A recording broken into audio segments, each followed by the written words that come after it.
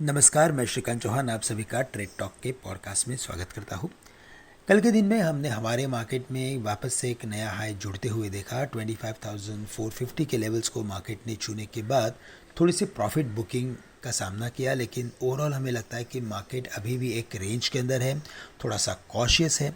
और कॉशियस होने की वजह यही है कि हमें एक बड़े इवेंट को फेस करना है जो बुधवार के शाम अनफोल्ड होगा, यानी कि बुधवार के शाम उस पर्टिकुलर इवेंट का आउटकम आएगा जिसे हमें फेस करना है गुरुवार के दिन। तो ओवरऑल हमें लगता है कि इसी वजह से मार्केट में थोड़ी सी कॉशियस एक्टिविटी बनी है।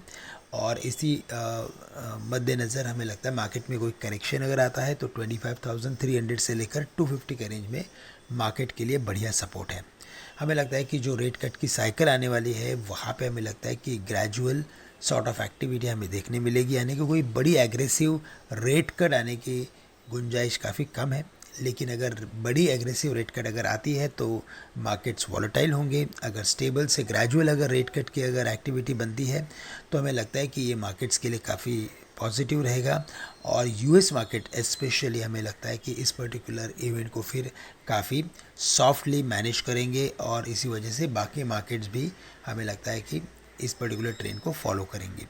ब्रॉडर पैटर्न को देखते हुए हमें लगता है कि 25,550 के करीब बड़ा रेजिस्टेंस है, तो उन लेवल्स के करीब पोजीशंस को कुछ कम किया जा सकता है। अगर सपोर्ट में मार्केट आता है तो 25,300 से लेकर 250 के रेंज में लॉन्ग की पोजीशंस बनाएं। शॉर्ट टर्म पोजीशंस के लिए आपका स्टॉप लॉस होना चाहिए 25,100 के करीब का।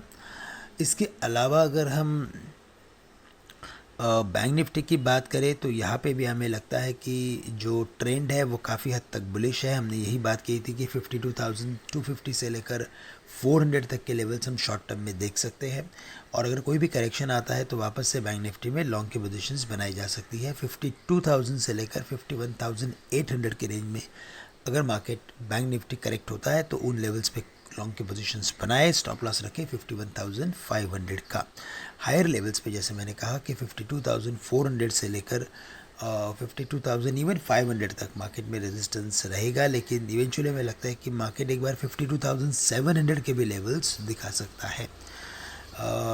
तो यहाँ पे भी बाय ऑन डिप्स की स्ट्रैटेजी बनाए 51,500 के स्टॉप लॉस के साथ। अदर इंडाइसेस में निफ्टी मेटल इंडेक्स ने काफ़ी अच्छा प्रदर्शन किया है, वहाँ पे हमें लगता है कि मोमेंटम जारी रहेगा।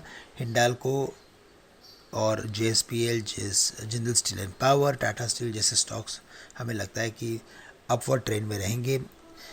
फार्मा स्टॉक्स में हमें थोड़ी सी मिक्स्ड एक्टिविटी देखने मिल रही है। IT स्टॉक्स में भी हमें लगता है कि इन्फोसिस, टेक महिंद्रा, HCL टेक्नोलॉजीज़ पे ऊपर हम अच्छा खासा फोकस करके चल सकते हैं। विप्रो में भी टेक्निकल पैटर्न काफ़ी स्ट्रॉन्ग बना है, तो उसे भी हमें वॉच लिस्ट में रखना उतना ही ज़रूरी है।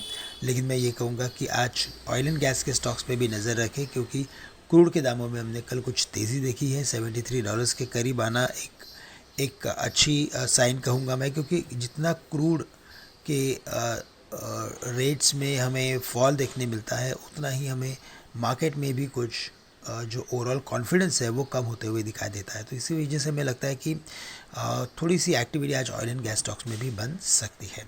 तो दोस्तों, आज के लिए बस इतना ही। आप सभी से मैं आज के लिए विदा लेता हूँ। धन्यवाद।